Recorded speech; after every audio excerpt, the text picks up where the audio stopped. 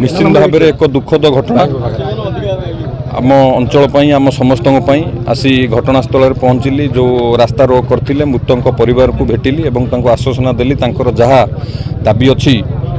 से दाबी पूरण करने निश्चिंत गोटे परिवार जड़े रोजगार लोक जिते चलीजे निश्चिंत भाव में परिवार को एक बड़ बोझ ये दुखद समय महाप्रभु जगन्नाथ शक्ति दिंतु से आगू को जीवाई परिवार को धैर्य दिंतु एवं जो डिमांड था पुअर निजुक्ति कथा हो एवं eighty district administration police administration समस्त उपस्थित थे डीएसपी थे एवं समस्त थानार आईआईसी थे समस्त सहयोग एवं प्रशासन तरफ जहाँ साहाय्य सहयोग करने कथा आपर जो डिमांड अच्छी निश्चित भाव में से डिमांड को आम पूरा करूँ प्रतिश्रुति देलु रास्ता अवरोध हटिला और आगामी दिन में किभली भाव में जो ट्राफिक समस्या होची जेहेतु पारादीप बंदर एवं बहु शिल्प अच्छी ट्राफिक समस्या होची से दिगरे आम पदक्षेप नबू आगामी दिन में किभली भाव में एसबू घटनार पुनरावृत्ति न हो।